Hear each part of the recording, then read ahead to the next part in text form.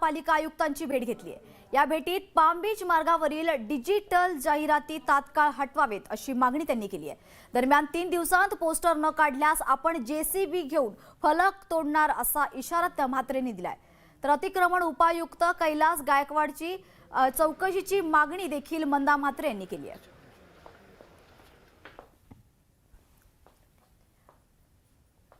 काय ताई सांगाल, महत्त्वाच्या गोष्टींवरती चर्चा तुम्ही आज आयुक्तांशी केलेली आहे?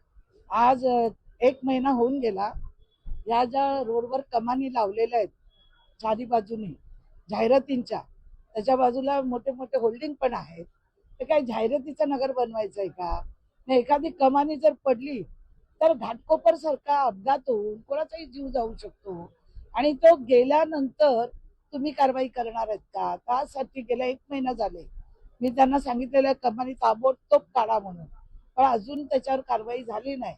जो कमानीचा कॉन्ट्रॅक्टर आहे तोही मला भेटायला आला होता की मला कमान्या राहून द्या, अमुक तमुक। अजिबात नाही। या शहरामध्ये अगोदरच त्या रोडवर रोज अपघात होतात। अपघाती रोड म्हणून पाम बीच ओळखला जातो।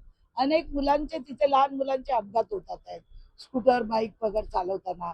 उद्या ते चलचित्र जेव्हा चालू राहील त्यावेळी एखाद्याचं लक्ष गेलं।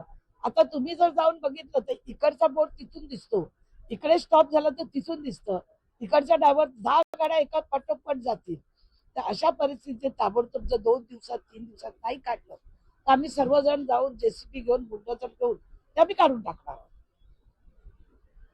आणखी एक महत्त्वाचा मुद्दा जर आपण त्याच्याकडे पाहायला गेलेला आहे की तो म्हणजे अतिक्रमण विभागाचे उपायुक्त कैलास गायकवाड यांना अरेस्ट झालेली आहे, त्यांना अटक केलेली आहे आणि त्यांनाच आता वाचवण्याचा प्रयत्न देखील आपल्यासारख्या पुढाऱ्यांकडून होतो। नाही ना, आम्ही तो कोणाला वाचवणार नाही। तुकाराम मुंडे आयुक्त असताना त्यांना काढलं होतं, त्यांच्यावर आरोप झाले होते, त्यांना पकडलं होतं। पुन्हा पालिकेत त्यांना कोणाच्या तरी सांगण्यावरनं त्यांना ठेवलं गेलं। तर आपल्याला माहिती आहे इथे कोणाची दादागिरी चालते, पालिका कोणाची, काय कोणाचं आहे, अधिकाऱ्यांवर वचक कोणाचं आहे, आणि ते त्या हिशोबाने पुन्हा त्यांना घेतलं होतं।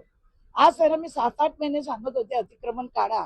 काही दुकानं झालेत, काही जे भंगारवाले होते तिथे मोठे ढाबे होते, त्या ढाब्याच्या इथे चाळी झाल्यात। रात्री अनैतिक धंदे चालतो। मी आमच्या मंत्री महोदय माधुरी मिसाळच्या इथं बैठक घेतली, त्यावेळी त्यांना सांगितलं, 8 दिवसापूर्वी सांगितलं मी काढतो, पण ते काय काढत नव्हते। जिथून पैसा तिथेच आहे, त्यांचं अतिक्रमण काढणं होतं। जिथून पैसा आला ते अतिक्रमण काढतच नव्हते आणि त्या दिवशी जे झालं ते योग्यच झालं। आता त्याची चौकशी करा। कालच अतिक्रमण उपायुक्त कैलास गायकवाड यांना अटक करण्यात आली आहे, मात्र त्यांनाच वाचवण्यासाठी या महापालिकेतले अनेक नगरसेवक पुढे सरसावलेले आहेत। त्याची देखील चौकशी करण्यात यावी अशी मागणी मंदा म्हात्रे यांनी केली आहे। विनय म्हात्रे, न्यूज 18 मराठी, नवी मुंबई। यानंतर पाहूयात पुढची बातमी। 2006च्या मालेगाव बॉम्बस्फोट प्रकरणात मोठा निर्णय मुंबई हायकोर्टाने दिलाय। मुंबई उच्च न्यायालयाकडून 4ही आरोपींची निर्दोष मुक्तता करण्यात आली आहे। लोकेश शर्मा, धनसिंग, राजेंद्र चौधरी, मनोहर नरवारिया या चौघांविरोधात सुरू असलेला खटला बंद करण्यात आलाय। मशिदीजवळ झालेल्या बॉम्बस्फोटांमुळे 37 जणांचा मृत्यू झाला होता। या प्रकरणात आज कोर्टाकडून 4ही आरोपींना दिलासा मिळालाय। काय सांगाल, 2006 साली जो बॉम्बस्फोट झाला होता याच ठिकाणी, ज्या ठिकाणी आपण उभा आहोत, काय घडलं होतं त्यावेळेला आणि आता 4 आरोपींना निर्दोष सोडण्यात आले, याबाबत तुमचं काय? त्या दिवशी 2006 साली शबे बारातचा सण होता। लोक आपल्या मृतांना श्रद्धांजली वाहण्यासाठी येतात आणि मोठ्या प्रमाणावर पब्लिक जमा होते, म्हणून या ठिकाणी बॉम्ब ब्लास्ट केला गेला होता। सुनियोजित पद्धतीने सायक्लिनमध्ये, भिकाऱ्यांच्या डब्यांमध्ये जिलेटिन, TRT, RNT असे केमिकल टाकून तो ब्लास्ट घडवला होता। 37-38 लोक मेले होते, 300 वर लोक जायबंदी झाले होते आणि त्याच्यात हे आरोपी पकडले गेले होते। पण मालेगावात प्रत्येक घटनेकडे हिंदू मुस्लिम ह्या दृष्टिकोनातून बघितलं जातो आणि मतांचं ध्रुवीकरण करण्यासाठी महाराष्ट्रात, भारतात ही स्ट्रॅटेजी सुरू होती, बॉम्बलास्ट घडवणे आणि त्याच्यात विशिष्ट समाजाला टार्गेट करणं।